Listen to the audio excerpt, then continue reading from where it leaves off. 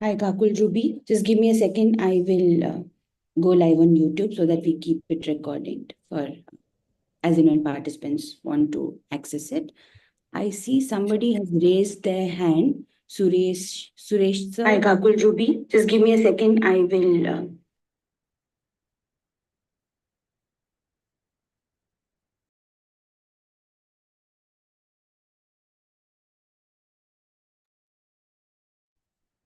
Suresh, you have your hands raised. आपको कुछ बोलना है?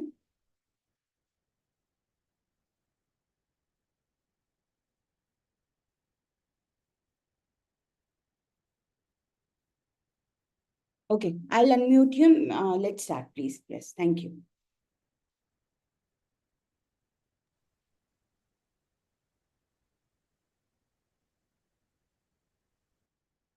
Ritu, please give us a cue when we are ready to start if the audience has joined.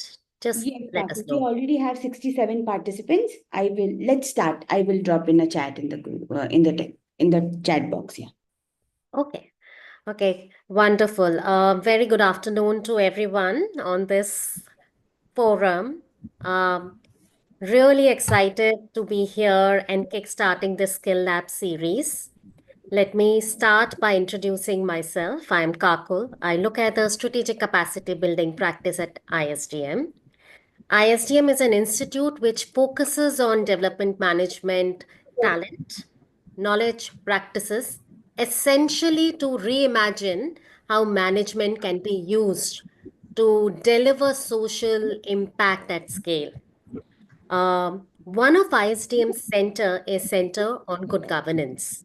And we often talk about compliance from the aspect of it being an obligation, but increasingly the narrative has been building about how compliance is not truly just an obligation, but something that can empower organizations, to fuel their growth journeys and their impact. And with that perspective, under the Center for Good Governance, ISGM is helming this program on driving good governance and accountability systems. As part of this program, we are essentially looking at partnering, especially small to mid sized NGOs, in building their capacities specific to compliance and governance. We are, as part of this program, curating certification programs addressing the leadership, the board, the program operations team, and the field team of these organizations to help them build their capacities and capabilities on compliance and governance. And under this program, we are also running a series of skill labs. And the very first one we are helming today, which is on unlocking CSR funding. Um, and with that, it is such a pleasure to look at and have one of esteemed leaders in this space, Ruby Thapar, join us for this skill lab. I know that her introduction and bio was there in the invite, but I'm going to take a moment just to introduce her. So Ruby gets with her over 3 decades of rich experience spanning academia, business, and development sector. She's a seasoned C-suite executive with deep expertise in sustainability, reputation management, and strategic advocacy. She's worked across complex industries, including chemicals and extractives, where she has built coalitions not just within the organizations, but with external partners and stakeholders with a focus of driving meaningful change. Currently, Ruby serves on the board of Access Development Services and on the advisory board of EarthHeart. She's played a pivotal role in shaping corporate affairs and sustainability strategies in leadership positions at global organizations such as Caterpillar, Dow Chemicals, and Vedanta Group. From managing crisis communication across international markets to influencing policy advocacy in CSR, ESG integration, her work has left lasting impact on both business and society. And that is so interesting because that's something, and the richness of that experience is something we are looking forward to getting to this skill lab. Beyond her corporate leadership, Ruby is also a certified executive team coach. She mentors leaders and organizations to navigate transitions and enhance their strategic impact. Her ability to get this corporate acumen with deep commitment to sustainable business practices makes her truly an invaluable voice in the space of governance and social impact. Ruby, what a pleasure to welcome you to the Skill Lab. A very, very warm welcome from all of us. And with that, let's straight away get into the Skill Lab session. The way we thought we'll kind of navigate this, Ruby, is they'd asked for a series of questions from the audience. And based on those questions, we have kind of segregated this session in two blocks. And we'll do a Q&A-led session, Ruby. The first aspect, Ruby, we wanted to kind of build upon is why compliance for CSR? And let me start by posing this fundamental question: why is compliance so important to avail CSR funding? I think, it's not just for CSR. First of all, thanks. I think that's such an important question. And it's not just the NGOs, but the corporates too are grappling with this whole compliance piece. And I must say that it's here to stay. And this is not just across CSR, but the corporate sector is grappling with compliance all across. I think compliance is extremely important. I believe that's the first step to getting your funds, because the more compliant you are, the more comfort that you give to the corporates that they have the right partner on board. So my invitation to everybody is to look at compliance as a leverage, to build credibility for your organization, rather than saying, oh, it's a pain. It is a pain. There's a lot of groundwork, there's a lot of paperwork that you have to comply with, but it is a leverage. If you look at it that way, you open avenues for dialogues with the corporate, rather than saying, oh my God, there's one more hurdle that I have to pass. But it's both ways. I think the amount of pain that you guys go through, the corporate sector goes through the same set of pains. I remember in 2000 when I started this CSR journey, this word CSR and was not there then, it was just corporate philanthropy and people were giving stuff.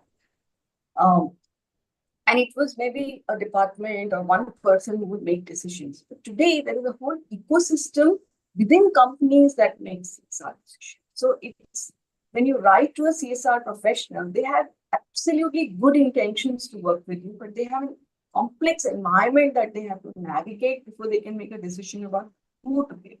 And compliance drives it. That's true.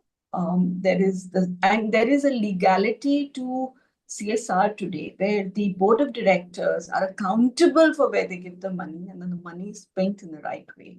So if we can partner on have robust CSR compliances, have structures, have systems, you're on top of the game of your compliance. Let me tell you, 50% of the hurdle of getting your CSR funding is managed. So it's a good way to start the conversation. And let me stop there, Kakul, if there are any questions to take it on from there. Thanks, Ruby. I mean, absolutely the way you put it, like it's like 50% of battle won if you've got your compliance in order. But just taking that cue, Ruby, and I don't think we want to deep dive into what compliance checklist, because that's a knowledge nugget that can be easily accessed. But what would be very interesting is in your lived experience and your, experience of dealing with both the corporates as well as the development sector. What have been the typical challenges when it comes to, compliance specific challenges that nonprofits face when they are securing CSR funding from corporates? Okay, so let me first speak from where I come, where I sit.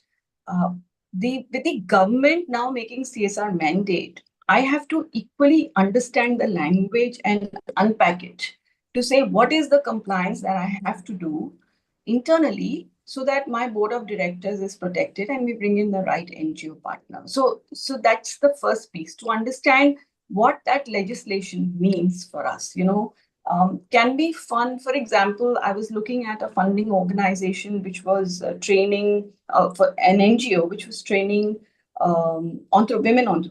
And then my legal team came back and said, oh, we cannot fund organizations like this. Then how aligned are the NGO partners that I'm seeking to my CSR policy? Does it align with the large, if it's I work for a multinational, is it aligned to the larger corporate CSR mandate that they have? So there's a lot of unpacking at two ends that we do as CSR professional. One is what the law demands and what the company CSR policy demands. So it's equally complex. I'm not taking away from the fact that we can be difficult, or you can't access us, or you can't find us, but I'm saying that there is a complexity there. When we look at partners, or when I look at partners, for me, the partner knowing what their compliances are and they're updated. So the experience is that most of the time you say I have an ATG, but you've forgotten that it expired. That you have an FSRA, or you work in the special space like PWD and you have the mandate, but you've forgotten, or you are not aware that because I'm working in a specific space, I need to also have that compliance. So for me, just having that whole list of compliance ready is a great place to start the conversation with an NGO. The other thing most NGOs must understand, especially if you're tapping multinational funds, that while you have a CSR1 number, most companies will do their own due diligence on you. And your ability to provide data for us and how quickly we can go through that due diligence is again a hallmark of a good partner. And I'll give you a live example. I was working with one of the NGOs with whom we have had a long-term relationship. And the due diligence had expired, internal due diligence. We had to do it. They took maximum time to give us all the data. And this process could take anywhere between 2 to 3 months. So and there was another NGO whom we were exploring, but who knew what it was needed. And they sailed much faster than an old NGO with whom I had partnership. So I think just you having your arms, you understanding that I'm an entity, I'm an SPO, and I must know what makes me compliant is really great. It's a first hallmark of governance. It says you are governing your NGO and the projects and the stakeholders you work with very. It was a great experience just watching these two NGOs, navigating this whole space. So be prepared. So usually if you apply to a multinational, I cannot speak for the Indian companies as of now, but if you apply for a multinational, you should be prepared to go through an internal due diligence. You should be ready till you get funding. It could be anywhere between a 2 to 3 months process. So having that patience, continuing to stay in touch with your CSR folks, co-creating, maybe starting with employee volunteerism, maybe starting without waiting for funding, saying, can you give us a chartered accountant to look at our process? Or can you somebody from an HR expertise help us do this? Is a good way to continue to maintain that relationship. Yeah. The second part, we're going to pick up in the second block more in detail when we talk about how can we build CSR corporate relationships and partnerships. But coming to this interesting point you mentioned, Ruby, about two levels, the legal, what the law of the land demands under the CSR law. The other one is companies' own CSR policy. Now, like I've come across a lot of times, this misinterpretation or let me say impressions around CSR policies of the companies, and decoding that also becomes quite a landscape for many of us. So specifically, if you could help share your experiences on major gaps in understanding CSR policies and how does it define starting the relationship with that corporate. So do your homework. I think this also will fall into the second bucket that we will discuss. Don't try to unpack the CSR policy on your own. Go ask them questions because they wrote it. You haven't written it. You do not know what perspective they have taken in writing. For example, most engineering companies will do STEM. Most IT companies do education. But how do they define education? It's the same as all of you SPOs. Everybody looks at the education space so differently. Same way, I think what most companies are looking at right now is their CSR policy will align with the core competency of the company. This is the second engineering company that I'm working for, and STEM seems to be a very big agenda. No brainer, because 80% of the population in the company are engineers, are PhDs. So they want to do something around science because it's also a market for them. It's also how do you recruit more engineers? How do you ensure more engineers get produced? So I think if you understand, and the other, which I have learned the hard way, is that most of us, I come from a comms background, I come from a CSR background. I don't speak the business language, and that's a gap. So can you read what the company does? Can you go to their website? Can you read if you read every company who's listed or registered has a CSR report, read that. It will give you perspective into what they're thinking, how they're thinking, what their CEO is saying. It's homework. That's again point number 2 on governance and building trust, that I have learned about your company before I'm writing an email, rather than sending a cold email. It's like applying for a job. And let me give you another example. I'm an introvert, and doing small talk and networking is not my forte. It doesn't come easily to me. And one of the tricks that I was given was, whomever you're meeting, can you go to their LinkedIn profile? Can you see whether they like dogs, cats? Those are good conversation starters. And that made conversation easier, saying, oh, I love dogs too. What's your dog's name? What are you doing? So I think it's the same homework that you do for a company. Go to their website, ask them, can you help me understand your CSR policy? And you will, when you talk to them, you will realize that their passion, the volume and the tone of voice changes when they talk about their pet projects, which again gives you insight into who they are. Cold emails don't get noticed until unless I'm on fire and I need to spend money. Otherwise, I'll have to give it to Schedule 7. Most of the time, these are long-term relationships. And I want to give you 2 examples. In 2000, when I started the CSR journey, and this NGO moved with me in my 3 jobs. We started, and I will name it, was Habitat for Humanity. And I moved jobs from the NGO I was working from. My colleague moved jobs he joined Habitat, and I joined the Aditya Birla Group. And then we connected. Hey, can we do something together? Okay. Yes, we can. And then we co-created a model which stayed with us, and they continued. They built on it. So we co-created a tripartite model which was not known in their history. We went in the hinterlands of UP and ran a project which actually became a model. And then with every job I moved, that relationship moved, because I was sure about their compliance. I was sure they understood me and the way I want to think about CSR. So the relationship continued. And I think these are nuances. I understand we are short staffed, we are small. Don't scale till you have this in place. 2 funders who can become a lifeline and who are consistent are much better than having 40 funders whom you're spending time. Yeah, yeah.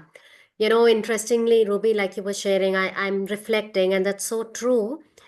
Like 2 things come to mind. One, I'll also share a story. Like you said, do your homework and look at their policies and go look at what they're doing. What are the other projects they have funded across and MNCs, across regions? And then look at what you are doing to find that, match between the two, to build on it and co-create, like you said. But interestingly, like ISDM is all about management development, right? So we work on sector strengthening, management strands. And there was this entire focus on talent management and getting a gender lens on it, because once we did a homework, and this is a recent project that we have embarked upon, connecting with a person on that passion. There's a lot of time you connect on a cause and kind of doing a conversation. But interestingly, the thing that comes to mind is, do you feel there could be hesitancy? Forget about resources and challenges, but about same language, about how do I get a foot inside the door, right? How do I reach out to that person? I am reaching out to this CSR person forever on LinkedIn, on email, but I get no response. But I'm going to park that question and going to come back to it, because it is, I know, one of the most practical, daunting challenges is getting a foot in the door and getting heard and getting that time to develop the relationship. Well, yeah, I mean, this is two-way. For us to find good partners is as much an effort, and we can come to it later. And I will share some real-life examples on how we have scouted for partners and how much effort we put in before we present to the board. Yeah, Because my I'm putting my credibility when I present to the board saying I believe this NGO is good. So we absolutely. can speak about that for sure. Absolutely, Ruby.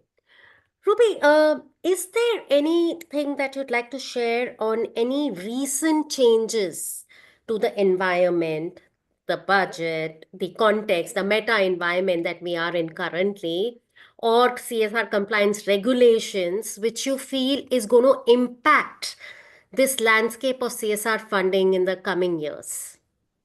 So I think two things will impact. One is the government mandate that if you work with an NGO for 3 years, you cannot continue until and unless the project is changed shape and form. So that I think is also a benefit because it helps you plan for the long term. And and then if you do an audit or an impact assessment after that, it tells you what the same community or another community needs in different shape and form. I think that will is an opportunity which we must proactively leverage and co-create on that one. The second bit is the audits. So as a corporate, we are expected to audit projects which have had a shelf life of 3 years, or we've spent over 1 crore on that project. Yeah. And that needs to be uploaded on our website. So that's again a compliance requirement. And we bring the best to do the audit, which is again good for you because you don't have to pay for it, somebody else is doing it. So how do you build the audit upfront when you are giving us a design? Do you have indicators of success? Do you tell us this is the possible impact and outcome that will happen? And it doesn't have to be ambitious. I think people understand that social change and behavior change takes time. Don't get ambitious, don't try to scale, but go deep, because then you are institutionalizing what you're creating and the foundation has built for you to then rise higher. So I prefer to go deeper rather than in scale. So I mean, one of the things again for you to tap CSR is I define. I say, okay, I'm going to work only in 20 kilometers in and around my plant for the next 4 years. Once I've achieved what I want, then I will expand. So there are definitions. So once you know that, that will be good. So third will be, I think most corporates from a compliance perspective are asking you for item-wise spend. Yes. So if you, so one is you can up the, I mean, I find two kinds of proposals that come to me. One is people who up the budgets. The second one, say, okay, we've been conservative, but we will reach out to more. Understand what your partner wants, understand what your stakeholder wants, and then speak to that, because either way it works for you. I always believe the SPO is the beneficiary, because either way the money is coming to you. Third is, I think the opportunity in terms of is that if you haven't spent your money, or if you don't have an annual plan, and if you haven't initiated the project in the in the financial year, you have to give it to seminar. That's a huge pressure on corporates because they have no control and no knowledge about where they're going. How do you work with that? So I'm saying don't expand your stakeholder funders, keep it small, keep it consistent, work on your relationships. These four, I think, you will see changes around this increasingly more because they want to tighten the compliance piece. It's very unfortunate at times. My question to my community and professionals is compliance leading CSR, or is, the heart and the passion and belief in the cause leading it? But it's a chicken and egg situation. How do you make the most of what is available is the mantra. Absolutely, absolutely. Ruby, I'm going to pick up one follow-up question which has come on the chat as well. You mentioned this point about 3 years frame and then moving on once the project has happened in a different shape and form. So there is a question that got posted by Suresh, which is, how does one align the 3-year cap and a program which requires 4 to 6 years to achieve the outcome? I know you kind of alluded to. Yeah, I think present it to the I mean, dialogue it. Tell them that we think to create this impact will take 6 years. So instead of doing it in 4 villages, can you only do it in 2? Because see, budgets also the problem, and this is again a compliance problem, that earlier companies decided CSR funds before the corporate law based on the CEO or the founder or the owner of the company. But now with the 2% mandate, most of them are sticking to it, and they're still large budgets. So this year, if my company is not making profits or the profits have gone down, then my CSR budget also comes down. So while you can present to them a 3-year review or a 6-year review, please do that. And or tell them phase 1 is this. If you stop here, this is the impact, because they are not experts. They respect the fact that you bring the expertise. I'm not an expert on what happens in the community. You know it. So negotiate. There is always hope. And if there's trust, if they believe, because reputation is at stake here, then they will want to continue. So you will find all kinds. So I'm not going to say that everybody is going to agree to what you're saying. There are all kinds of people. So choose who you want to pick. The other thing that I look for is I always do a Reiki on ground if I'm going to work with an NGO. I will spend half a day to 1 day on their project site, get to know people, have lunch with them, have coffee with them, to understand the matching of values. Yeah. Do I feel comfortable? And you should do the same.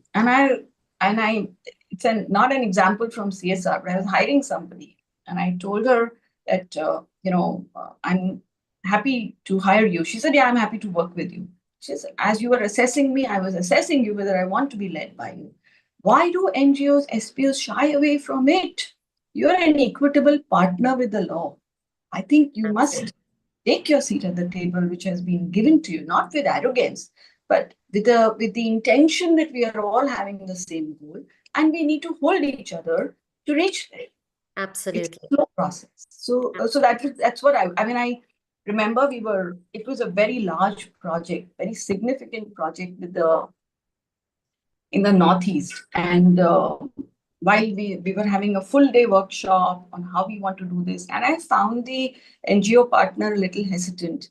And he upfront said that, okay, you're doing this now, but later on it's going to be very expensive. And I could see he was hesitating whether I want to partner with this company. And I said to him in the meeting, I have huge respect for you because you stick to your vision, mission, and the values that you bring to the table.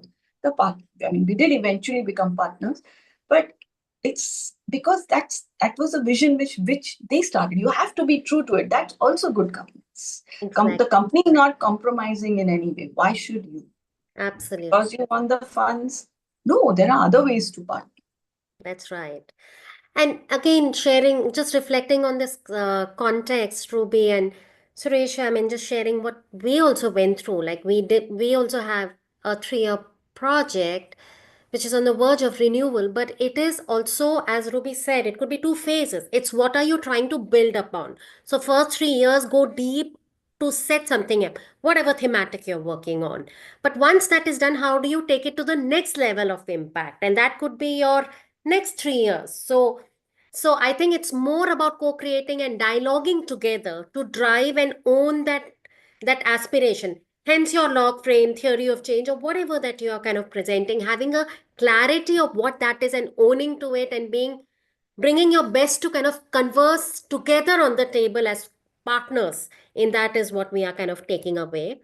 But taking ahead, Ruby, the second point you were alluding to, which was on the impact, the compliances and the need to report the impact. What do you think are, for CSR reporting, what does a CSR organization look forward to while reviewing progress, grant utilization, what has been the impact of the project? What is that? And hence, what is it that NGOs should keep in mind when they are kind of documenting and reporting it? First, I think keep it simple. Don't promise the world to them. It is not possible. Humanly. And I think people understand this. If you're going to say, oh, this is going to become a green cover in 1 year, it is not going to happen. Yeah. And they know it. So I'm saying don't be over ambitious. Keep it. My mantra is under promise, over deliver. So if you think in your experience, you can do 30, I would say 20 and deliver on 30. So that's again a trust building exercise. So one is what you promise, you deliver. And I will give you an example here that we were working with a very large NGO at a national level. And at the end of the program, I got 0 reports because what they promised, they didn't deliver. We did an audit and blacklisted them. We said we will not work with them ever again. So please do not promise the moon. It is impossible. You know it in the heart of hearts. Second, show impact and outcome. Don't write English language or don't just make your reports flowery. They don't want that. They want to know what is actual impact and outcome. Don't put sad pictures.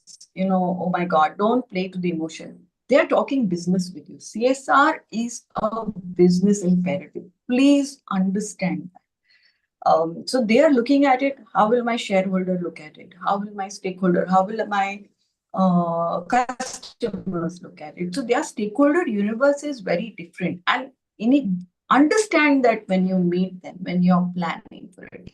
Give stories. Support your data with stories. I think human stories are so touching. Have only 2 impact stories. You don't have to have 40. If you have made a difference, I believe in my entire lifetime, if I made a difference to one person, born as a human being has been enough. Just one person whose life you have made is good. Then some people will look for numbers, but maybe you have numbers, but have 2 in-depth stories. Please do storytelling versus because your own passion, your own vision will only come out in story. So they're looking for storytelling. They're looking at, is your report compliant? If I upload it or give it to my auditor, will they find loopholes? Financial compliance, very huge. Statutory compliance, very huge. So even if you are attaching, you have auditors, can you attach all those report, certificates to us when you send it? Make it as transparent as you can. Use transparency as a disinfectant because then it's hygiene and it just gives comfort to the other person. Oh, I didn't think of this, but they thought about it. So that's again one step towards trust. I always ask myself, why is the world becoming so compliant? Because there is a trust deficit. Yeah. And that's why processes are leading us. But if there is trust, then there is also, in case of situations which go south or people then forgive and people say it's okay, it happens, things are outside your control. But to build that compliance is such a, I more and more feel that it's such a leverage and it's an opportunity if you understand it the right way. Absolutely. And Ruby, honestly, like as part of this program, we did a conversation with 100 plus NGOs and this it's more a mindset. It's like saying, hey, I have a checklist, I have to do audit, I have to get my all program documented, data in place, auditor will come and ask question, versus saying it's an opportunity for me to, as you say, proactively see I got everything in order. And the great work that I've been doing, no one is questioning that, is out there to be communicated in a way that can manage multiple perspectives of multiple stakeholders, so truly resonate with that. But I'm going to kind of try and go deeper to that one comment is, how do NGOs ensure financial transparency to meet corporate compliance requirements? Because and it's not from intention, and that we have clearly established. It's more from practice around it. So, if I have to ask you, Ruby, for you, what are those very 3 simple steps on financial transparency and that the organizations can take up? What would they be? So if the organization, I think ask the organization. I always believe ask them what will work for you. Like I always go back to my legal team and saying, okay, what are the red flags? Tell me upfront. So when I'm co-creating with the NGO, I ensure those red flags are not there. So ask them, what will be the 3 things which will give you comfort? Ask, people will tell you because you're making their life easier by asking. But if you have promised that you will give bills, please give bills. If you have promised you will give an audit report every quarter, please give an audit report. They are not going to go and unpack every rupee that you have spent. And that's trust building and relationship. But do it proactively. Understand what are the financial requirements from an SPO. You must know what as an entity, what are your financial, uh, what should I say, financial commitments to the government, to the state, to wherever you are working, That's and stay consistent across your SPOs, because across your funders. Because if I know, oh, this one is funding you, I will definitely pick up the phone and speak to that person. And right. I will definitely get an experience saying, oh, how is it? Are you happy? Do you feel, so word of mouth is very strong. And in today's world, if you're putting something on social media, please be mindful that you're putting the right data. I mean, just saying you're compliant is not enough. You will have to walk the talk. You're being watched every time. Not just by the corporates, but the government is watching you, and the system is judiciary. Everybody is watching you. And they're watching us. So, I feel learn from the corporate. Tell them, give us your systems and processes on how you would like financial reports to come. It enhances it, it makes your systems better. Ask them, they will give it to you. And I think their volunteering is the other piece, because most employees today want to volunteer. Ask. That's such a interesting perspective, Ruby. As you say, it's so simple. Just ask, like and this is like, and I must say, the large MNCs mostly, and I'm sure that applies even to the large Indian organizations. There is such large scale employee volunteering initiatives that are going on, and what better place than for the implementation partners to help very simple things: getting the data in place, getting our digital in place, getting our marketing and website in place. I mean, there are immense partnership opportunities above and beyond the project funding, so to speak, that can kind of be leveraged. Totally hear that. So there was an interesting question that came, Ruby, which was if there are any changes to the program due to external ecosystem changes, how do you kind of deal with the compliance formalities? So suppose a program does go through a change, what happens then? So that's my quarterly update. So I have a quarterly meeting with all my partners, SPOs, to understand what's happening, what are their challenges. And right now we are looking at funding a very large project, and we had identified a geography. And we're just about to sign the MOU, and they told me that it was government land, and they said that the government has allocated that land for some other project. Now I'm in Feb. I have to start the project before March, otherwise all that fund goes away somewhere. So I said, okay, what's the alternative? So they found another place for us. We sent somebody to do a due diligence, spend the whole day in that place, tell me what are the challenges. Do you think this is okay? So while the design of the program hasn't changed, but the geography has changed. So now once we've done our Reiki, we will write to the board on the CSR committee to say this is what's happened, and we believe this is okay to go. So I mean, I just believe, just you, if your corporate is not asking for quarterly review, you ask. That's again good governance. Yeah. You ask. Say, I would like to spend 1 hour giving you an update every quarter. Yeah. I think just ask. There will be changes. I mean, I struggle. To tell you, this year, one of the NGO partners, actually two of them, backed out. And I got all the approvals right up to the US, and I had to do that process all over again. And it's a nightmare, and it delayed everything for us. But so we've now requested internally, saying that things will be outside our control. There could be an earthquake, there could be a natural disaster, and the project gets derailed. Can you give us some leeway in the process that we can make those decisions locally? So it's same. I mean, I have two compliances to follow. One is the law of the land, and one is the internal compliance, which is more difficult than the law of the land. Yeah. Yeah.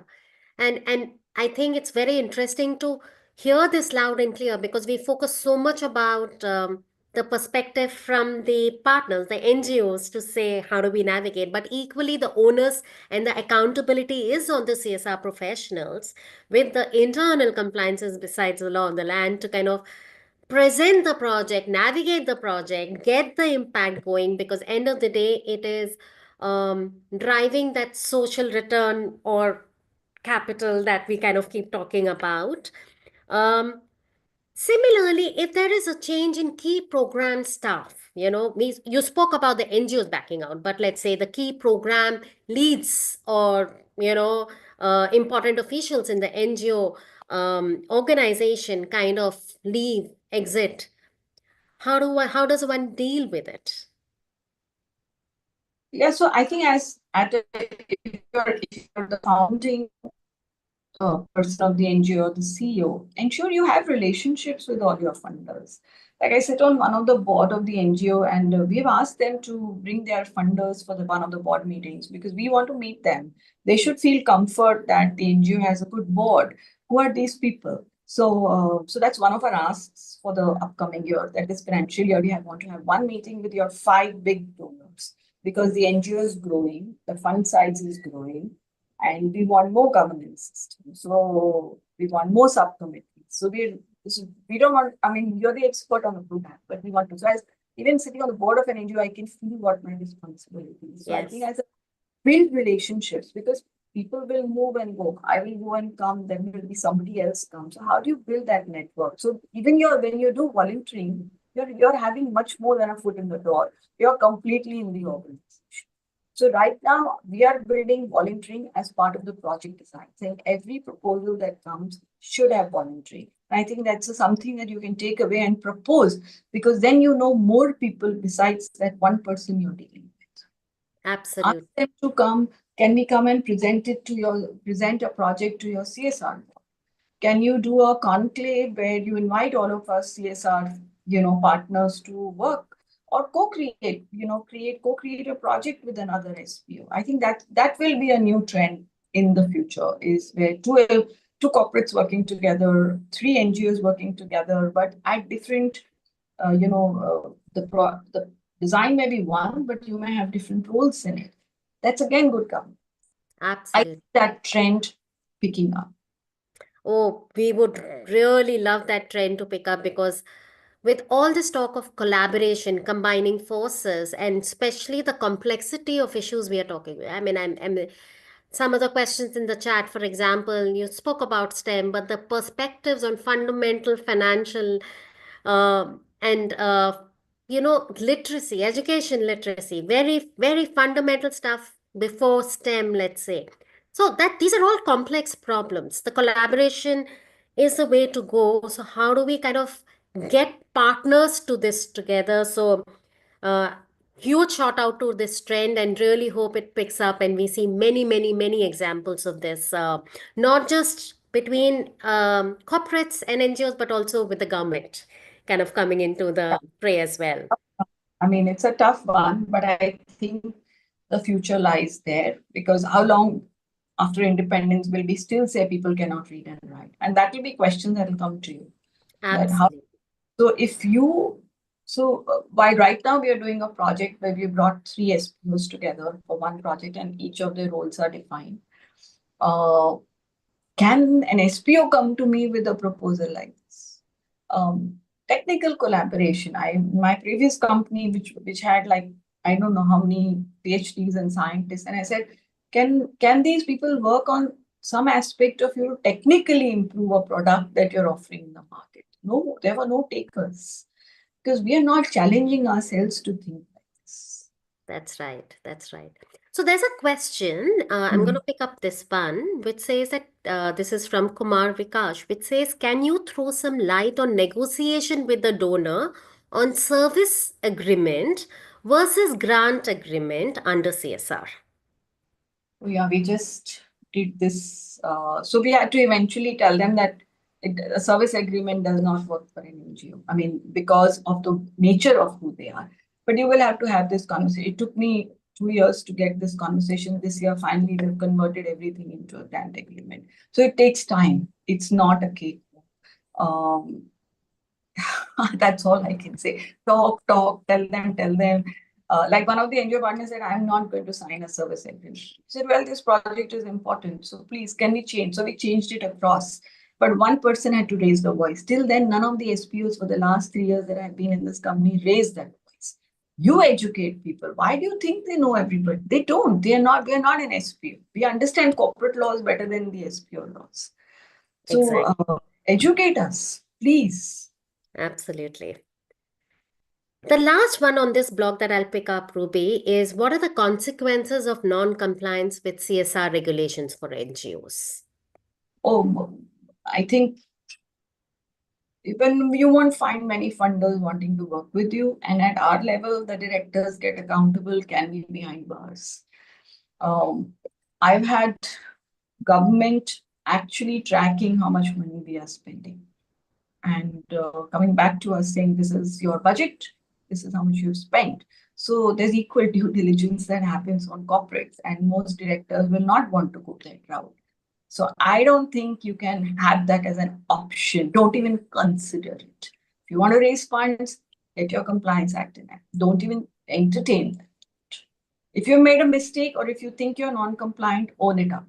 Tell them this is what has happened. Let them be able to write a rejoinder in their reports what has happened, rather than hiding it. Don't hide it, because then word of mouth is disaster for you. So yeah, just don't entertain. Don't even, that should not be a thought in your mind. Absolutely. Not in today's world, which is going to get more and more and more compliant. Absolutely. I will pick up. There's a lot of questions in the chat, which is coming from a thematic angle. How would CSR support this? But we'll pick up that thread. But for the purpose of this blog, if there's any question, maybe if I can request Ritu, if you would like to highlight if there's any question which is on why compliances for CSR before we move into the next block. Uh, Ritu, if you would want to call that out. Otherwise, we can run a quick Mentimeter poll just to get a sense from this.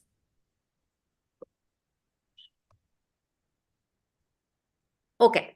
So what we will do is we'll run a poll now, Ritu.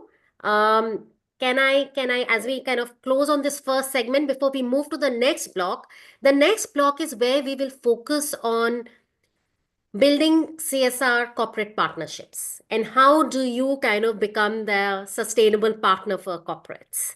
And this will address a whole lot of questions which comes from their thematic as well as from we are a new startup, we are a small NGO, how do we kind of create and nurture relationships. So we'll pick this up in the second segment, but if we can run the Mentimeter poll now. Let's take this poll. So will the poll questions. Yes. If I can request all the participants to please just spend next 2 minutes taking this poll and we can go on to the next segment then. Please do take them, because it will also give us perspective if we are creating value for you. So please do take the poll.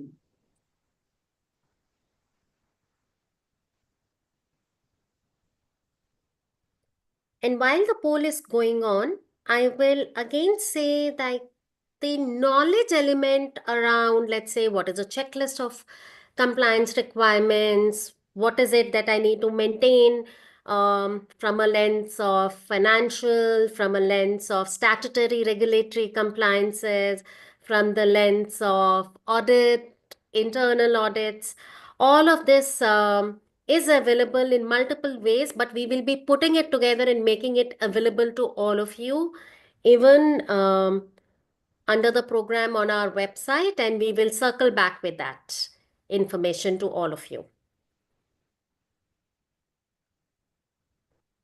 The poll is displayed on the screen, Anushri, if you can see.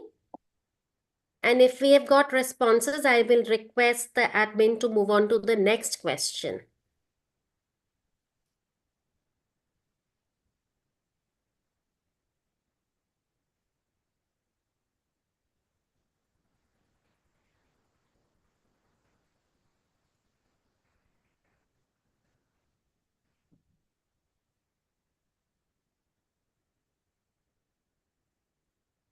Okay. Okay, so this is the only one right now. I'm assuming everyone's kind of given their answer, let's close this and we will spend some feedback after the next segment is over. So, Ruby, moving on. And this is, we've got so many questions on this. And this is something kind of, Ruby, you've already kind of covered slightly and alluded to it across our questions in this. But how does one establish effective CSR partnerships and become a fundable NGO? Very, very key question, and so many questions around it. But let's start from the basics. How do I identify the right partner for our NGO? Who's the right CSR funder for an NGO? You have to do your homework. There is no other way. I do the homework. I will constantly go read philanthropy reports, go to the CSR one space and see who are the NGOs, talk to people to understand who's funding, what kind of projects are happening. I don't think there is a straightforward answer for it, unfortunately. But you will have to do your homework, read their reports, annual reports, go for conferences. I think that's a great place to network. Speak to other NGOs. How are you raising funds? Who's funding you in your ecosystem? Stay within your ecosystem, stay within your geography. If you, especially if you're a small or a newbie, don't try to, if you're sitting in one somewhere in the north, don't try to come to Bombay to say, okay, I need to raise funds here. There will be enough. Today, every company needs to do CSR. And most of the mid-sized companies do not know how to do CSR. Can you teach them how to do CSR? So, I know a lot of family-run businesses who come and say, okay, how do we spend this money? And we ask them the same questions. What's your passion? What are the thematic areas you would like to work in? Would you like to get involved? Do you want to only give money? So I ask them the same questions when people feel to me. So I don't think there is any straight way to find cold calls. I saw a question on cold calls because I get so many emails. I will read through your email. Is it enticing? Or have you just, I sometimes get an email which is not addressed to me, but to many other people. So I'm not going to look at that. I've got other jobs to do. Or I will pass it on to somebody down in my team and say, evaluate and see if this works or not. If you know somebody who's already raising a fund, or ask them for introductions. LinkedIn people are very happy to make introductions. That, oh, I know Kakul, okay, Ruby and Kakul. So can I ask Kakul to introduce me to someone? She may say yes or no. I mean, this is what I learned, that you ask, there are only two answers. Yes, I can do it for you. No, I cannot. How do small funders, small NGOs or new NGOs raise funds? Don't try the CSR way. I think philanthropic and foundations would easily fund you than CSR, because CSR people, they will do all the due diligence, and that itself is where you lose out. Look at the union budget. Does the block development officer have funds? Can I support him in deploying? Because half the funds go unutilized of the government. Are there individual donors? Are there small businesses? Because you're working in that area for those stakeholders. How can they have a stake in it? Why are you trying to solve all the problems on your own? You have to create a community. You have to create a tribe. There is no option. So, it is just taking a cue from this, Ruby, and what you essentially said, there's no one simple answer for it, and we keep going back to the same thing around doing your homework, reading, networking, reaching out.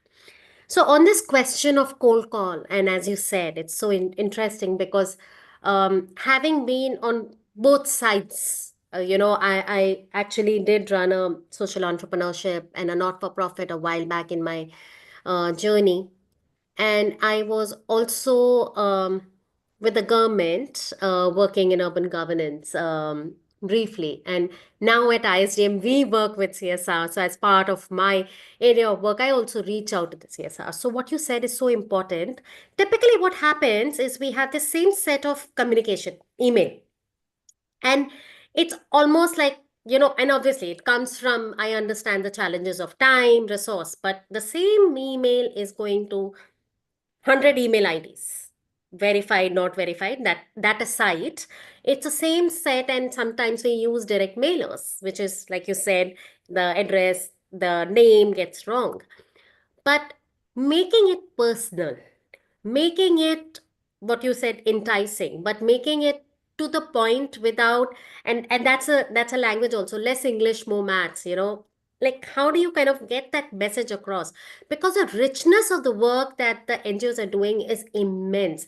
How do you not get lost in a lot of English, but put it together in a way that that email almost comes across as though it is speaking to a Ruby, and that is the first start point is, and that is true in our lives today across, for all fundraising, whether even for philanthropists, whether for family office, whether for HNIs, UHNIs, government. How do you stand out in that activity is so very essential, and the same kind of translates into the proposals that you create, same translates into the reports that you share, and so on and so forth. But coming to back to this point is, how do I get the foot in sight? How do I open that door with a donor? How do I find or get hold of the interest of the donor to listen to my story? How do I make that happen? Ruby, any stories around that? Any first hand perspective that you want to share? Some, like an NGO, a partner you didn't know why you got engaged with them. Would you want to share from that perspective? Would you like to share something? So the way I scout for my NGOs is based on my thematic area. So if I'm interested in STEM, I will Google all the STEM NGOs in India. Or if I'm working in Maharashtra, I will say STEM NGOs in Maharashtra. So I will narrow my search. So I spend a lot of time doing this. If I see somebody, some social entrepreneur getting an award, I will go and completely go to their website, read. And I do it myself. I don't do it. I don't will not delegate it to my team, because I believe if I understand it, my ability to sell it internally is much better. And I'll tell you, give you an example that one of them got an award, and I was very impressed. And fortunately, I was invited for that award function. I met the person, but I've still not been able to sign an MOU because we're having issues with each other. And so they have a foot in the door, but they're unable to enroll me and unable to align to the way I'm thinking, or we are unable to find meeting ground. So actually, I had to call the CEO and say, this is going to be a deal. And we delayed the funding to the next financial year till we get the comfort that we want to work with them. After doing nearly 4 to 5 months of due diligence and talking to them. They come into my office, we go into them. Like, we want to go and see the project on ground, they're not taking us. So this does not work. However large, I couldn't get. Because, that due diligence or that comfort of values, the way we are approaching things has to be same. So you got to do the homework as well. Also, I am insisting again and again, please stick to your geography. Say I'm going to work in only one state or only in one city. Yeah. And map every single stakeholder that you can. It's an effort, but let me tell you, it's a one-time effort. You will find individuals who want to give. You will find high net worth individuals who are looking for great NGOs to partner with. You will find companies. You will find everybody. But we just want to become. There is no need for everybody. I feel the grassroots NGOs, the small and the medium, are actually the true people who are doing the last mile work. So don't give it away. It's your power.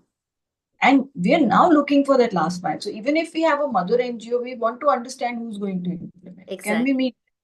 So we're not, with all the due diligence, this will get even more. So offer it to yourself, make the mother NGO who is funding you saying, I'm happy, this is a report. Don't make it language. Can you just 5 slides which just talks about your work, which is data, including story, which is very clear about your mission. Does every employee in your company speak the same language and speak the same mission? Or are you talking different ways? Very little things, but I really believe you need to spend time on this. No corporate brand will go out and sell a product till they have done this homework thoroughly. Why should you be any different? And why not ask them for support? Tell them we want to rewrite our vision. We want to recreate our website. Can you help? Can somebody from your team audit our website? Ask for these resources. It establishes. So I sometimes believe, don't ask for money. Write to somebody and say, we're looking for a marketing person to help put a marketing strategy. We're looking for 20 volunteers over the summer to do this. Do you think your team will be interested? Money can come later. But what we are doing is we are asking for money directly, and then the due diligence process gets more cumbersome and more stricter. But start with these other kind of things. CAPEX, again, somebody I saw wrote about CAPEX. Not all companies will fund CAPEX. So there is a balance. So CAPEX gives you visibility, but can you support CAPEX with social change? So there is visibility of what the project they are doing. So they built a room in a school for you. But then what has happened with that school in terms of social change and behavior change in the community? But we're only doing very linear efforts. Just expand, think laterally. That's where co-creation will come in place. Some brilliant points, Ruby, and absolutely picking up on the fact that while out of all resources, money is important, but that's not the only resource in partnership. And in fact, non-financial resources of skills and knowledge that the corporates can engage with NGOs on. So we, like, for example, at ISDM, we run this Women on Boards program, and Ruby, you're part of that, through which we get the corporate women leaders to sit and engage with NGOs as part of their advisory boards. The richness, and that's what we keep saying, the advisory board member is not just about fundraising networks. It's equally about helping you, as you rightly said, in getting your digital presence going, in getting your story out there, in aligning. And we keep saying, let me pick up compliance. A large part of compliance is data and knowledge management, right? I mean, how do you kind of get that structured in a way that it speaks the same language across the organization? If someone says, "Hey, for that project, can you tell me what happened or what you've done?" The data kind of coincides across, and data as well as the narrative, the impact stories. Everyone has those impact stories to talk about. So I think it's sometimes it skips in this vengeance of chasing the financial resources, that a very very simple as well as fruitful effective win-win partnership is to align on on engaging through this volunteering and other efforts. Having said that, we do hear a lot about how NGOs also have to maybe at times kind of address volunteering initiatives which are not really aligned to the NGO needs, and more like a social media post or narrative to be built by the corporates. But I'm going to leave that aside and kind of just talk about building on this. And in a way, we've kind of covered one part of it, is what would be the best practices while approaching corporates for the first time, especially if you don't have background, a legacy, or big turnover in resources and project impact to support your story. What, and you've kind of alluded to a few already, Ruby, but just going back with this point, what would You your don't recommendations be? you don't have to be a large NGO with huge Yeah. budget. I think, then I find people spending more time creating reports than actually doing the work.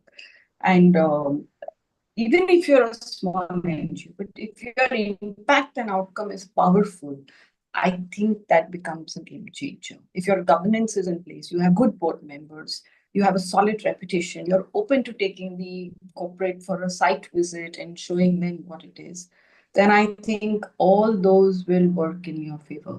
Um, just get your homework right. I think just get your organize. You should have arms around your NGO. You should be able to answer all possible questions that come your way. Um, you know, and don't go to the big corporates, go to the small ones. They're all waiting for finding credible NGO partners. The big ones generally, it's, and to what Kakul already alluded, sometimes that seriousness you may not find, and you may suddenly find a great partner in a small enterprise who's willing to support you and who's willing to open their networks for you. So yeah, I mean, I'm repeating the same thing, but I think when you scale up, you get visibility. I mean, everybody is doing social posts. I think basic hygiene, have a 5 slide deck which everybody can use. Your website should be only 5 pages, which speaks about you, your stories, impact and outcome, your vision and mission, very, very clearly defined without any jargons. Sometimes when I read vision, I said, oh, if I replace this NGO's name or SPO's name with another, it will still hold true. How is it unique to you? Yeah. So, have a three sentence elevator pitch ready at all times, which everybody in your NGO SPO knows it by heart. Um, you know, uh, Wherever they are, they can say that, whether it's in family or social gatherings, or you're in a lift with somebody, or you're sitting on a flight next to somebody. What is it that you do? Can you tell me in 3 sentences? So I think this is hygiene. If you have this ready, a 5 slider, a website, and a pitch, and everybody in your organization is saying the same thing, then I think that's a good kitty before you go to social media or you write blogs or you write anything else. But just stick to this. Can you upload stories? Can you ask? Just nowadays, it's much easier to create videos. Can you keep uploading them? At some point, it will gain traction. But keep it simple. Don't try to complicate it. Um, yeah, less is more. In today's world, in corporate parlance, in communication, we say less is more. If you have to use 2 pages to explain to me what you're doing, then I'm lost. Can I know in 40 words what do you do? What is your vision? Why? What is the impact you're creating? What's the solution you're solving for this world? And what is the impact you're going to create? I think that's more than enough to sell it to people. Love it, Ruby, and absolutely resonate with that sentiment, less is more. And the other one, which I kind of personally have used a lot, which is common sense goes a long way. And nothing but execution. Be out there. Nothing but constantly being resilient and at it, showing up and going after it. And kind of letting go of any preconceived notions. I'm small, I'm this, no Yes. baggage, nothing, just go out there. I think a lot of times the baggage and the narrative is more in our mind, which kind of holds us back. Yes, you have to be resilient, but I must call out that it's not just it's unique to the social sector and NGOs that and the response I get from CSR. This is a reality, as Ruby, you were talking about, even for corporates, whenever we are going and kind of securing partnerships, securing funding in various forms. This is the operating principle. But yeah, absolutely. Yeah, I can just throw a question to all the participants. Please rate yourself. Are you findable easily? Can people easily locate you? If yes, if no, give reasons to yourself. If you are a donor, will you fund yourself? Yes and no. Why not? Why yes? I think you will have answers. It's a very honest evaluation of, you know, I usually tell people who come and say that I should be getting paid this much. I said, okay, write your CV, write the JD, and ask yourself, will you hire yourself in this role? And there cannot be a better, uh, you know, assessment than that, because then you're very honest with yourself. So please, you can do this as homework. Am I easily? Can people find me easily? Do people know about my work? Yes and no. If I am a donor, will I fund myself? I don't think you need yarn from any of us. You guys do such lovely work. I think you're the backbone of this country, of this economy, of the social fabric of this country. It's just that you don't compare. You are unique in each way. Absolutely. Very well said, Ruby. Totally, totally. Um, in fact, kind of this is taking me to the next question that kind of came, which kind of resonates what we are talking about, which is, how does a new Section 8 secure funding? Do CSR funds go to newly started foundation? If I am placed in a tier 2, will they fund me?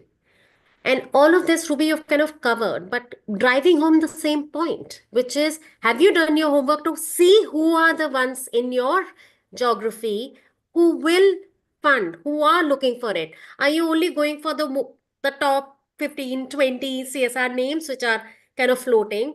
Or have you kind of really looked at the database from the MCA website to see, hey, which are the mid-sized corporates who are operating in that geography with that principle that mostly they would be looking at NGO partners in their geography?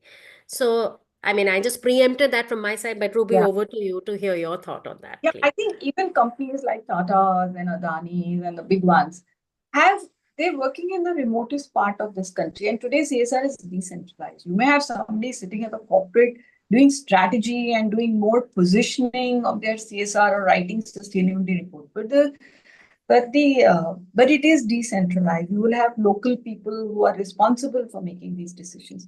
Tap into them.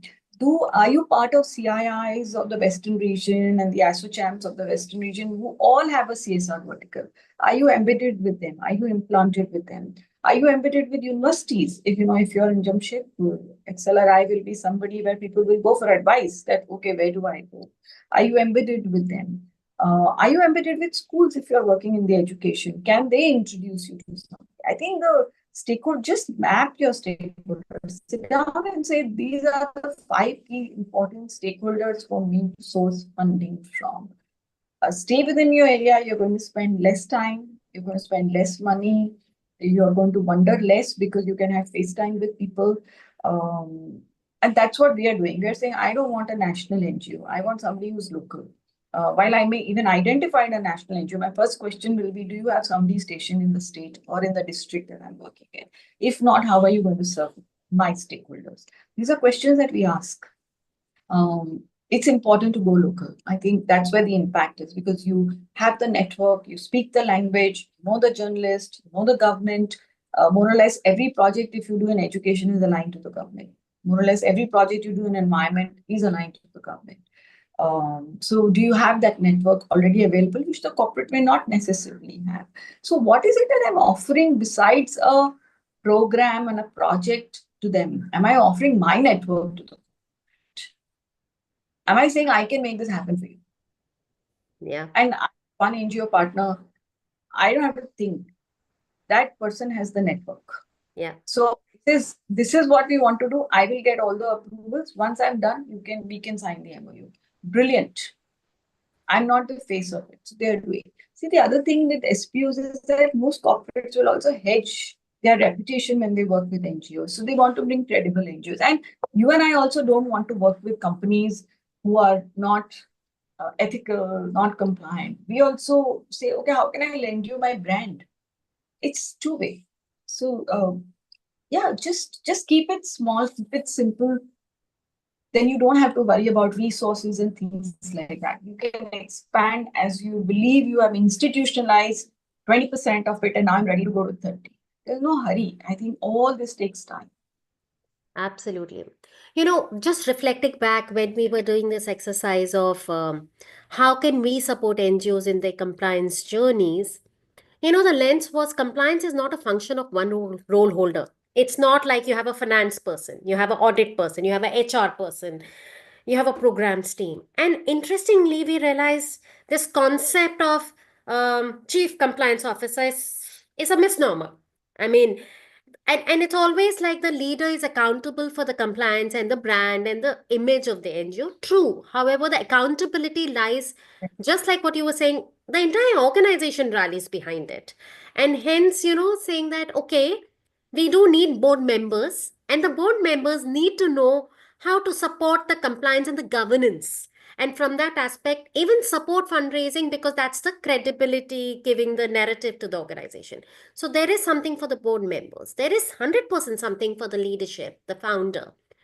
Equally important, there is something for the program teams, right? The entire program operations team to say, okay, if I'm working on program operations, I do know that I need to kind of have my program data. I need to have my program stories, project site visits.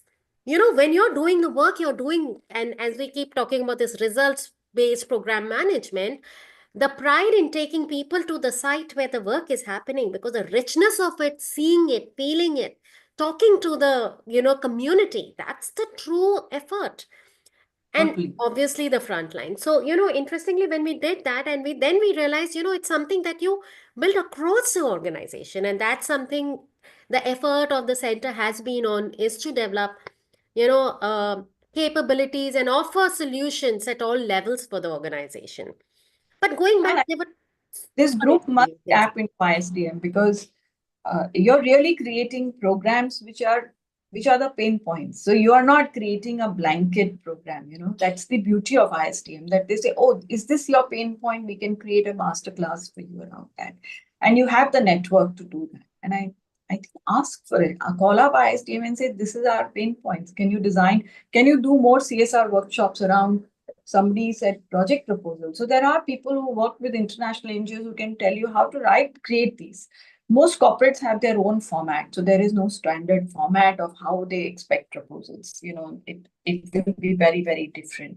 But I think you must leverage to everybody on this call that if there is an organization like this who's willing to do this, ask for it. Yeah. And there are enough more people who will want to give their time, knowledge.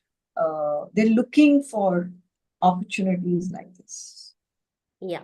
So, on that, while we will cover it, but as part of the Skill Lab series, and Ruby, and to all the participants, we will be curating specific sessions which will kind of take a masterclass flavor to deep dive into the topic around it.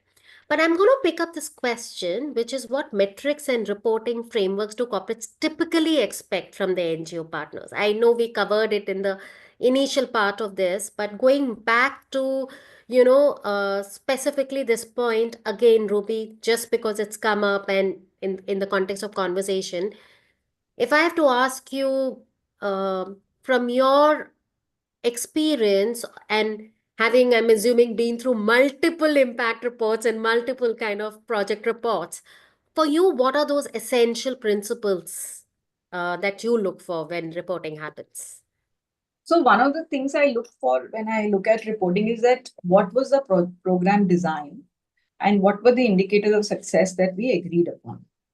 And aligned to that, have you reported aligned to that? Or have you reporting something else? Or because people tend to make reports, and this is a problem even in the corporate world. When we write reports, we are I like one of my communication gurus told me that you have to write as you talk, because I don't use flowery language and jargons when I talk. But when we write, we tend to, just make it something else. I think keep it simple. People want to listen to your heart, and people want that what they're reading touches their heart. So whatever you said in terms of qualitative and quantitative data, you align your report to that. Have stories, have lots of pictures. Don't make it cumbersome to read, but something that people can easily send it across the organization. There are now internal channels of communication. So if you give us a video and us, they will easily share it because people have volunteered. So they want to know what impact and outcome they have created. So I find people coming from volunteering back with lots of videos, and then we take all of them and put it in our database to use it at some other time. But it's a very proud moment for them that, oh, I cleaned up so many acres, or I created so many seed balls, or I planted 10 trees in 1 hour. It's joy. It's a lot of joy. It's a lot of pride for them. So one is that. Second is, are you reporting on compliance in your report? I would say just do a one-pager, create a table, say these were the compliances, done, audited reports in Annexure 1, 2, 3, 4, 5. If you give a clear table to them that these were the compliances and it's done, I think it's a lifesaver. I don't find many people doing that, but I just find that brilliant that if somebody can give it to me in a table. These were the statutory, this was HR, this was this. It's just amazing. It's just about how you would, I think the best question to ask yourself is, how would I receive a report if I was funded? I'm a funder. How would I like to see that report? Can I put myself in their shoes and offer them that? That's all. And ask them, this is our standard format. Would you like us to give you something else? They will tell you what they need. Just ask them. Absolutely. I absolutely love that point, which what you said about a simple table summarizing where you stand on compliances. Honestly, compliances has been so reactive, mostly so reactive, right? But proactively getting and these checklists, like what we say, and there are so many checklists out there. As part of this program, we are also putting all the checklists together and that can be accessed by NGOs. But what we call as we are kind of just aggregating a simple excellence framework, which is policies and practices that you should follow across. So we have kind of bucketed it across statutory regulatory compliances, financial management, HR, labor laws, HR, or POSH, whatever it is. If you're working on any thematic, you may have thematic specific compliances that you need to go for. And then you may have some donor specific compliances as well. So, like Ruby, you were talking about being proactive when you are getting into MOU to understand what does this mean? Do I need to give you the bills, the invoices? Do I need to have soft copy, hard copy? What do you want? Do I need to give you a quarterly kind of a report against the committed heads, or what the impact, or let me use a word, even outcome? I'm going to take away from you, Ruby. Don't be very aspirational. We keep talking about impact, but where we are working, what is realistic, what is deep, what can be achieved, just focusing on that. So I think it is a bang on great piece of advice, Ruby. In fact, I'm going to take that away as a best practice even for us, Ruby. I mean, I empathize with all of you, and I think you should empathize with me that I have compliance is a pain for all of us. It's just additional work. And you have only the government compliance, but I have two compliances, the internal one and the external one. But I think if you take a breath and say, okay, it's going to take only one day, if I focus and finish it, then I can focus on what I really want to do. It really helps. I struggle with compliance. In this company, it's a compliance. They drive even business through compliance. It is so damn compliant. It can be a pain, and I understand that. Yes. There's another question that I'm just going to kind of bring it in. So there is this conversation and so much narrative going on about non-traditional financing, impact funding, ESG-linked initiatives, DIBs, so on and so forth. How can NGOs tap into newer funding models? So, I was reading what is the compliance requirement for corporates for 2025? Where is the trend? And I read an interesting piece there. It said that if your basic compliance is in place, then you have all the scope to innovate. Exactly. So, new sources of funding you have to create. So there are three things, because, I saw somebody say, no, you're not findable because there's no awareness about you. So how do I create awareness about myself? Keep it local, keep it in your ecosystem. Second, transparency. Am I transparent? Do people, if they come to my office, there is a annual report or my audit report easily available for people to pick up and read. And third is people are looking is for impact and outcome. I think these are the three things. If you say, is my report, are my programs, is all my communication focused on this? Am I creating awareness? Does everybody in the district I work know about who I am and what is the work I do? Let's start there. Yeah. Am I transparent? Am I very transparent in what I did, what worked, what did not work? And so, not every time it's going to work. Everybody understands it doesn't work in the corporate world. It's going to happen. And what can I show impact and outcome? Can I show this was the impact we made? We promised 10, but we were only managed to do 5. These were our hurdles. We are hoping to do a catch up. I think people forgive you when you are honest, when you're upfront. Absolutely. Ruby, seriously, totally very commonsensical and simple 3 points. I'll also mention for the participants that, compliances, as Ruby also said, it's a bedrock of tapping into multiple funding options. ISDM has also got what we've just recently released after a research exercise that happened, an outcome-based framework. Essentially, this framework is a guidance to NGOs who want to unlock newer funding models, outcome-based models. And it also talks about these fundamental aspects of Ruby, what you said, but slightly put in a framework in a more, let me just say, elaborate way, which is around how do you develop governance and compliance systems? How do you get program operations going? How do you get a performance culture going in the organization? And how do you do your M&E? But for those interested, this outcome-based framework should be available on ISDM's website. If not, you can reach out to us and we are happy to share that as well. Uh, that aside, going back to, coming to, uh, there has been this narrative, Ruby, which is that, and in a way, this comment on STEM versus, very fundamental education outcome that's needed.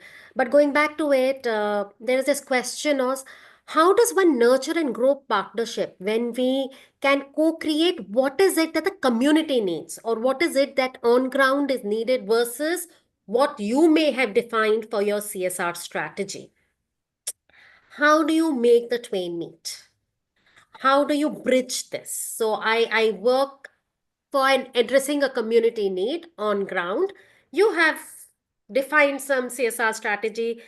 The two don't align, but I know you're working in education and this needs to be done. How do you address this gap? So yeah, I mean, we are not experts on the field. We have written a CSR strategy which is academic.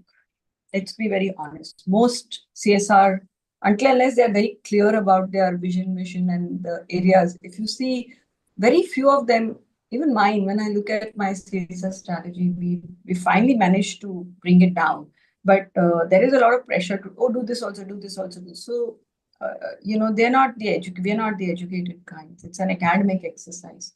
But if you know broadly the areas I'm interested in, you can educate us on the many elements of STEM. For example, I'm speaking to three SPOs, and everybody has taken a very different approach to STEM. Which one aligns with me? Which one sits home with me? I may say, okay, I like them also. Can you guys co-create or work together in one area, addressing different elements of it? That's the only way to do it. There are now people from the SPOs who are coming to this site, so there is a little more informed audience. But I usually find most CSR folks have not really done groundwork, and from their education, they've come into, like an MBA walking into believing they know everything. And that's why volunteering becomes extremely important. So when they go on ground, they realize, oh, this is not the need of the community. That's what I learned the hard way when I started my career. I realized when I first time went to the community, I came back home and told my mom, they don't need me, I need the job. They're very happy where they are. And I think that's an education that you need to do to the corporate sector, is to ask them what element of education are you talking about? Are you talking about readability? Are you talking about preparing them for skills? Are you telling them to prepare for IT, JE exam? What is it that you're talking? Which element do you want to just set up STEM labs in schools? What is the outcome that you're looking for? So they don't know. Have this conversation. What is the outcome you're looking for? How would you, when I coach, one of the questions when I start the session, I ask is, how would you measure the success of today, or what outcome would you like to see at the end of 2 hours? So it's, you're putting the ball back in the coach's court. So you put the ball back in the CSR professional's court, saying, this is what we do in STEM. Which part of this resonates with you? Do you have another perspective? Then I can tell you whether I can do it or not, or I can recommend another SPO who does this very well. That's again a good practice, because that's what we do in the corporate world, that I can't do this for you. I know Kakul can do this for you much better. I'm happy to make the introductions for you. I think the NGO space has to evolve there. It's very, it limits itself. But the space you work in is unlimited. There's just so much. There's abundance in this space. There's so much to do. I feel in my lifetime, how much I do may never be enough, because there's just so much. There's a new issue every day. Today, People are looking, we are looking for systemic change. We are not looking at a one-time change. That's why we don't fund projects which are one-off. We're looking for creating institutions. Wait, hold on. Yeah. We're looking at strengthening the ecosystem. How do the money we've given you strengthens the ecosystem? So I'm not doing this again next year. So we did a lake cleaning project with somebody and we said, we're not going to give you the money till you bring the panchayat and the community in because we will not clean this lake again. So we ensured this was part of the MOU upfront that we That's will not right. do this. We've invested a lot of money in doing this. We're going to go somewhere else. Long-term vision and outcome. If you show them that taking this element, which they have not thought about, not their fault, it is, I don't know how to make, how to engineer a machine. So, but I'm supposed to do the job. So how do you talk to them? How you show them the many elements of Exactly. STEM, or elements of, uh, running an livelihood program, for example. That's another problem. Okay, you will do a livelihood program. How will their income grow? How will they sustain it? Are you also going to teach them to invest their money back? So there are many questions that we are asking, but maybe your design says we will only do this much. For the next phase, you need to bring someone this, and you could look at so and so person. Collaborate. Upfront collaboration is the best way to create sustainability and long-term relationships with funders because then they are knowing you're working for them also. Absolutely. These are some of the things, but systemic change and strengthening the ecosystem are two things which most corporates are now demanding. Yes. Yes. Uh, Fair so, but I think building this core narrative together, and I think a very simple practice, and that does happen, but I'm just going back to reflecting. One of the NGO partners, and I was visiting their tribal school, and he was sharing how their funding partner, Titan. I mean, the CSR head would make it, and it was way off. It was not a common accessible location. It was a tribal school, so really required effort to reach there. And I mean, they demanded it, and that person made it sure that he went and visited the tribal school for some, not just for, the photo op and giving some this thing, but he went there and stayed there for a night experiencing the students and the community. It was a residential tribal school. So I think these simple practices to approaching a systemic lens for the upliftment of that community, in this context education, becomes so important because lived experience is irreplaceable. True, you true. know And there are all kinds. Some who may yeah, want to be more deeply engaged, some that's who right. may just want to do. So you will find all kinds in the system. Absolutely. But what I'm taking away from this, and honestly, is the fact that constantly engage in a dialogue. Just because a CSR True. strategy or a CSR policy is there does not mean that, I mean, it's a policy, it's a strategy. Strategies get revisited, the elements get revisited. So always engage in a dialogue and always co create and create spaces and platforms to have conversations around it. Okay. Ruby, a question, a very specific question.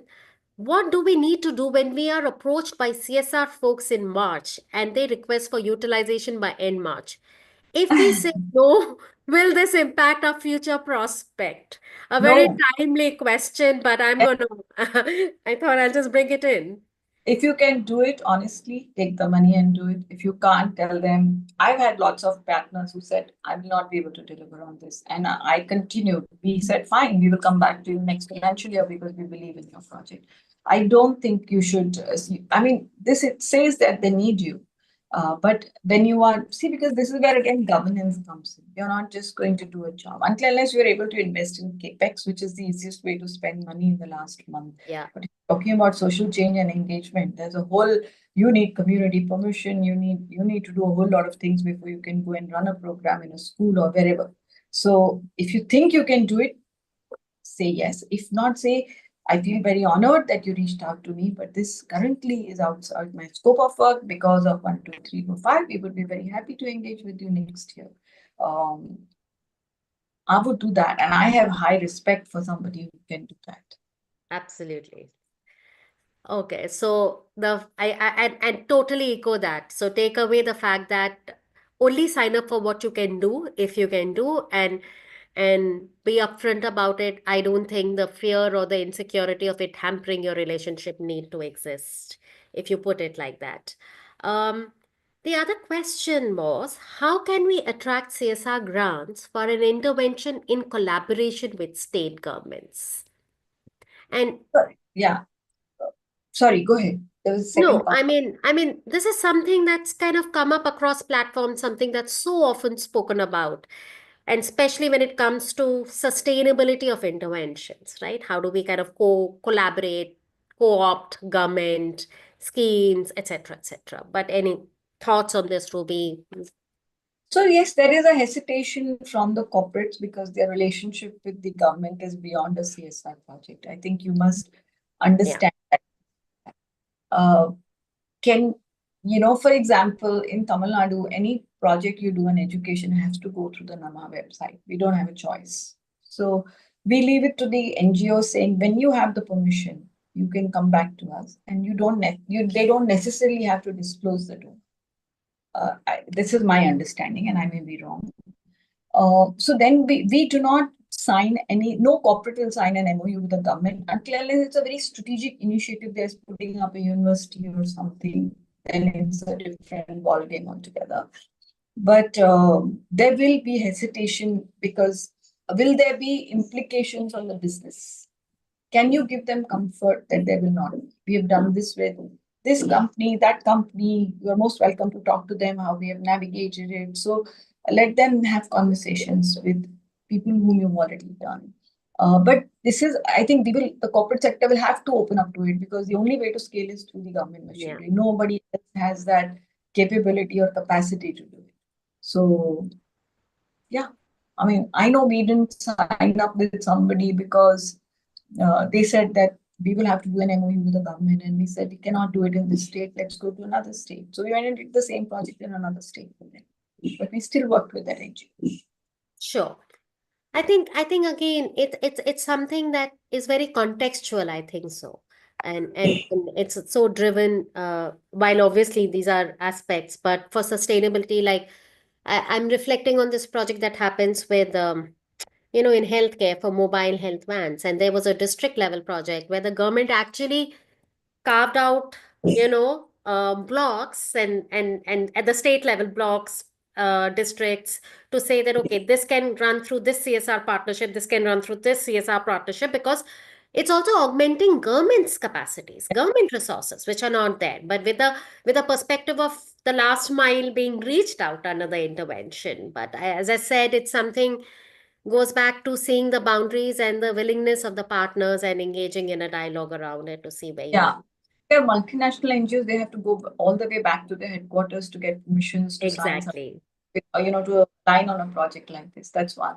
But I will not be surprised if the CSR law brings in this element 3 to 4, 5 years down the line. I will not be surprised if it goes that way. Because if they're talking about trading CSR credits on the stock exchange, then this will become a strong element. And Niti Aayog already is doing the SDG goals mapping of different states. So, That's so that right. trend and a whiff going that way, maybe that will make life easier if it becomes a mandate that you have to align or you complement. I believe CSR funds must complement the government funding because they're huge budgets. But sometimes we are doing the same work that the government is supposed to do. I think Yes, that's another to build this partnership, saying that the government has the capacity to do this much. We are looking for this extra bit. Can you complement it? That's another good way to create this kind of tripartite partnership. absolutely, Ruby. Um, Ruby, a question close to my heart as well. How do we work with CSR funding when we see that they're not even ready to pay staff salaries, which are crucial for the program? And this is more from kind of putting it out there and kind of maybe dispelling any preconceived notions or lived experiences. But there has been this is a question, and I've also heard in multiple conversations that when you go saying these are the program team salaries, but these are some institutional costs that kind of go along to make the programs kind of be sustainable. So, yeah, so I usually tell the NGO partners to build it into the project cost because Yeah, who's going to implement the project? And then whatever 5-7% of admin is there for the other stuff. That's worked for me. And I can understand. Whereas there are some, I mean, I remember we did one project where we did only train the trainers, train the teachers. We didn't run any other project other than train the trainers. And I think the feedback we got is we are one of the few corporates who are willing to invest in upskilling. Yeah. There are partners like that who would want to invest in upskilling. And I'm hearing more of that happening, because rather than, what they're saying is, rather than giving you money to do a project with schools, can I empower the teachers so that there is a multiplier effect? That's right. So that thinking is what we are talking about, systematic change and strengthening the ecosystem. So how you position your project again becomes important. So if it is built into project cost, I think you can get most corporates accept it because you need people to implement the project. But rather than saying staff salaries, so Yeah. that would be an answer for it. Absolutely, Ruby. So that totally. So I think it's about how you also present your project budgets, and the fact that how the heads and very transparently aligning. Like if this is the project staff, that the project staff may need some training, project staff needs a place to sit, project staff needs some digital tools to work or whatever. So it's about kind of presenting the budget in a context and having a transparent discussion with a partner to say. Yeah, other Right, way to right in saying that, Ruby? Yeah, the other way to do it is that you say that we need, because we are new NGO or we need CapEx this time as Yeah. support.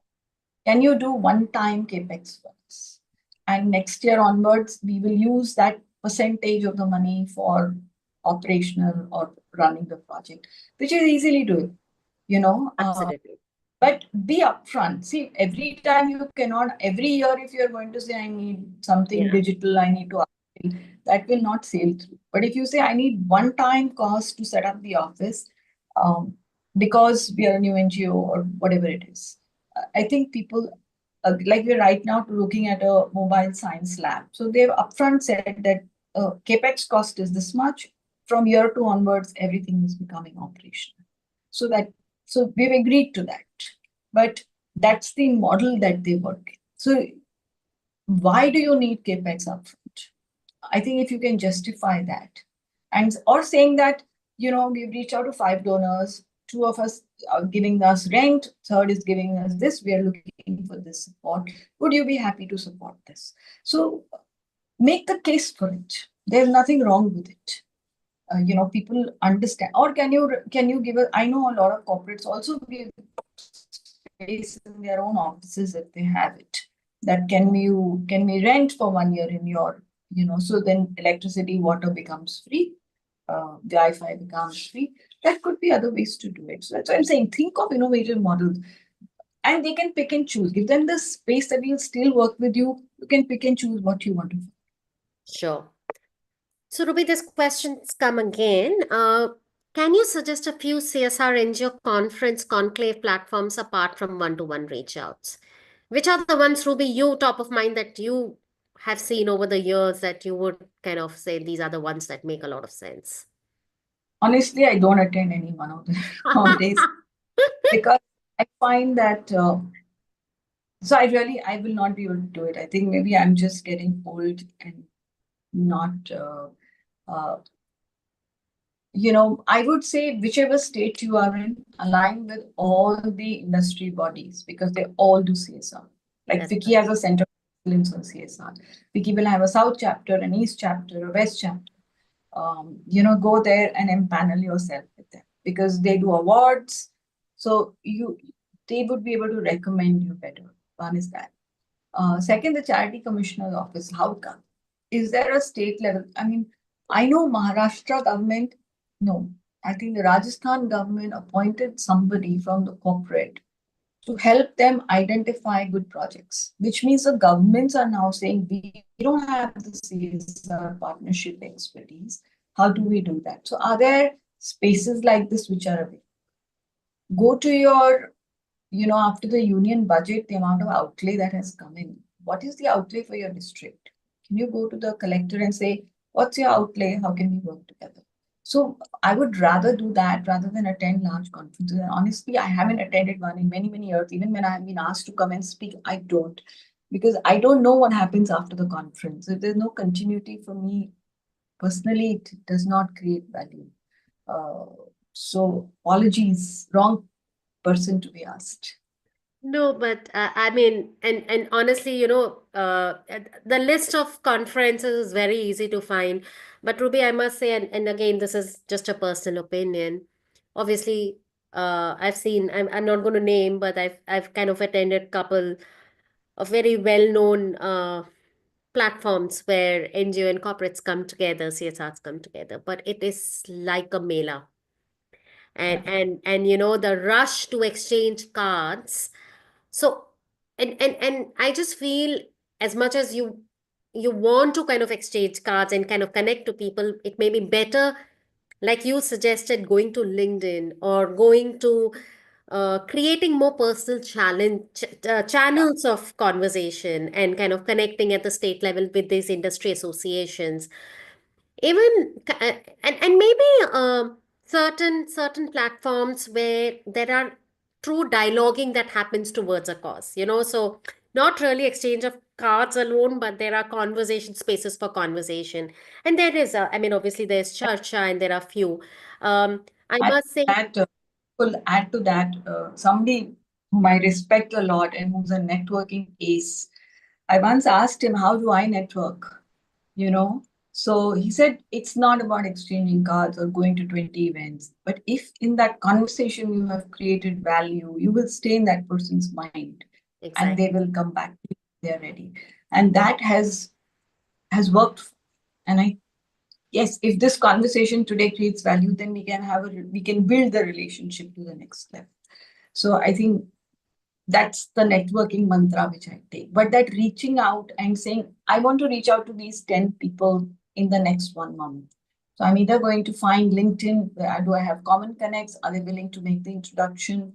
Or how do I reach out to them? Should I write on my LinkedIn? Am I writing meaningful posts on my LinkedIn? Am I tagging bodies which do this? I think, I usually write a LinkedIn post and I will send it to some 20 friends and say, please shower some love. So then their network gets into it. So I got to do that as well. So It's true. nothing just because who I am. No, no, you are as good as today. Absolutely. And I'm going to echo this point again and again, come from the heart. Don't get lost in having fancy English language alone, but straight come from the heart. Authentic messages go a long, long way. Um, Yes. okay. Just the fag end of this conversation, I'm gonna just kind of open the floor on the chat. If anyone has any other specific question, please put it on the chat, that we can take maybe 2 or 3 more questions. But that aside, Ruby, from my side, I feel that such we kind of chose not to do a presentation led session, because we always feel that the conversations and dialoguing kind of throws Yes. up richness of perspective. So I'm going to use this opportunity, while if any prompts come on the chat, to request you, just from the lens of compliance and governance, and you have laid the foundation when we started how compliance can be an enabler. But say, and you have been, I mean, that was wonderfully said when you said these 3 things that you look for, keeping it simple, and 3 things that you look for. But if you have to kind of present, okay, take away from this is these top 3 things or top 4 things that I would, Anita कामले आपने बोला हिंदी में होना चाहिए. Ruby, ये last leg Hindi में कर सकते हैं? हाँ हाँ, आप पहले बोलते तो हम इंग्लिश में कर देते, कोई प्रॉब्लम नहीं था. हाँ, लेकिन हम बिल्कुल. देखिए, मैं ये बोलना चाहती हूँ, एब्सोल्युटली हिंदी में भी कर सकते हैं, बट हमारे क्योंकि ये पैन इंडिया है, इंग्लिश बिकम्स अ लैंग्वेज जो नॉर्थ, साउथ, ईस्ट, वेस्ट सबको जोड़ती है. But having said that, I will maybe switch this question in Hindi, which is, Ruby, अगर आपको 4 चीजें बोलनी है जो कि एनजीओस को अपने गवर्नेंस एंड कंप्लायंसेस के लिए करना है, तो क्या होंगी वो, Ruby? What would you urge the organizations to do?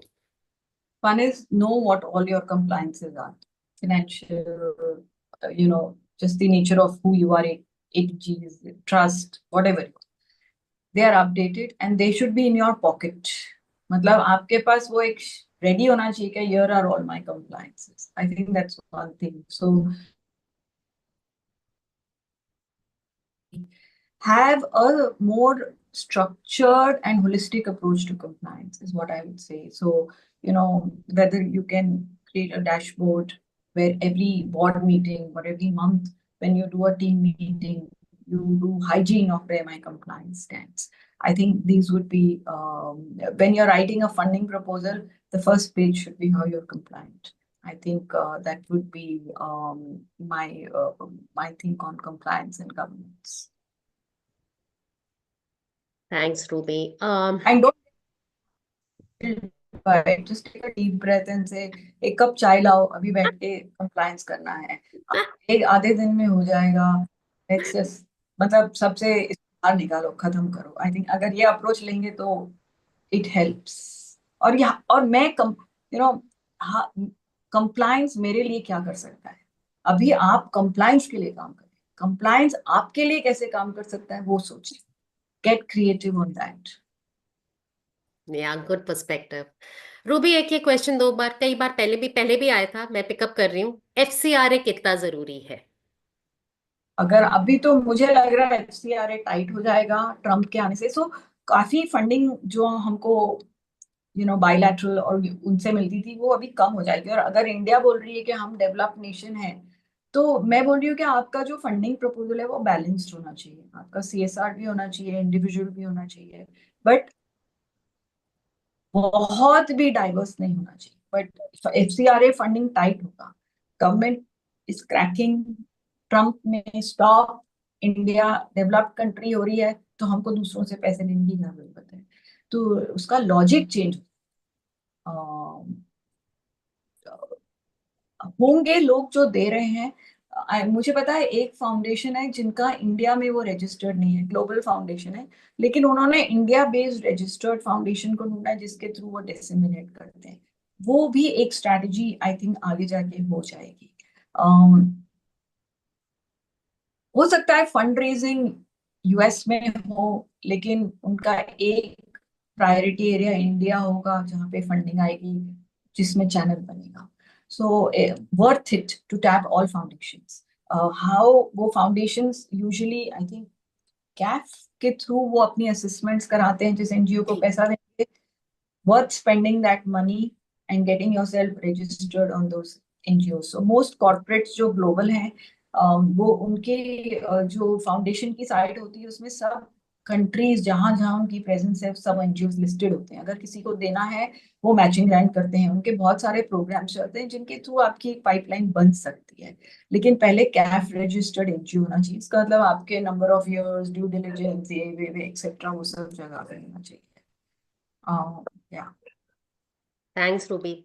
अगर if I have to just add on, मैं बस and not just from ISDM, I am just gonna step back. एक सिंपल प्रिंसिपल है, अगर आप फंडामेंटली अपने कंप्लायंस एंड गवर्नेंस को ठीक रख रहे हैं तो FCRA को भी अप्लाई करिए. It's like keeping eggs in all basket. तो ये और वो नहीं है, मैक्रो एनवायरमेंट चेंज होता रहता है, बट फंडामेंटली इसको पिवट करिए कि मैं कोशिश करूंगी कि सारे रहे और मेरे कंप्लायंसेस एंड गवर्नेंस सॉलिड रहे, बिकॉज वो मेरी जर्नी अगले 2 साल 3 साल 4 साल की जर्नी नहीं है, it's a long term journey, और संस्था के लिए ये सब होना बहुत जरूरी है. और FCRA आई मीन जिस बोर्ड के NGO में बैठती हूँ, जब मुझे साइन करना था FCRA वो कम ऑर्गेनाइजेशन के लिए, तो CID का फोन आया था मेरे घर पे, ड्यू डिलिजेंस हुआ था. अब वो रिस्क मैं लेना चाहती हूँ कि नहीं, नेक्स्ट ईयर में साइन करूंगी क्या नहीं, तो वो भी सवाल उठता है ना, क्योंकि मैं उनसे इतने सालों से एसोसिएटेड हूँ, मैं जानती हूँ, तो मैं वो रिस्क ले रही हूँ. तो FCRA के लिए अकाउंट सेपरेट अलग ही कंप्लायंस है जो इम्पोर्टेंट. अगर आप FCRA मनी ले रहे हैं, क्या आप उस पे तो on top of the game है, क्योंकि यस, आपका रिस्क भी है. Yes.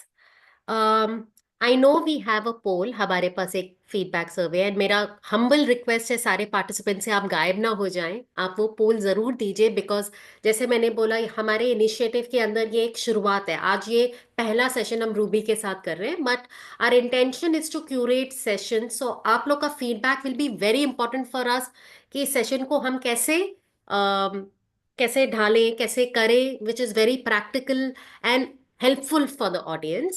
So I will request poll का link आ जाए, and if we can ask the feedback questions. Um, while that is happening, so I'll request the admin to please put the poll question up.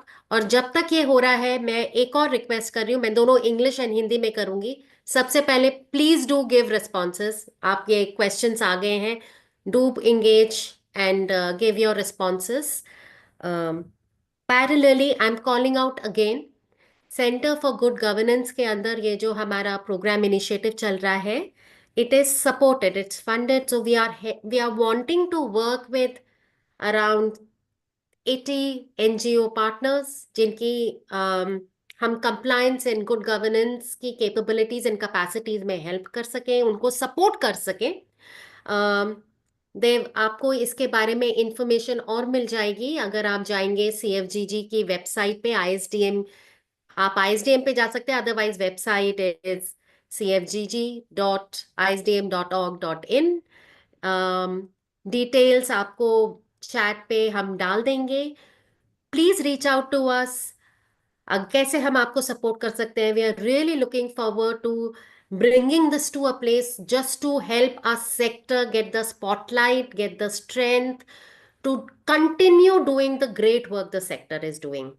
And while that is happening and survey is going on, I am going to take this moment. Ruby, it's not just a thank you of a typical thank you so much for being a panelist, but this is truly a thank you from the heart, because genuinely getting such perspectives and such simple to the point inputs, I think personally I'm taking that away even for us at ISDM.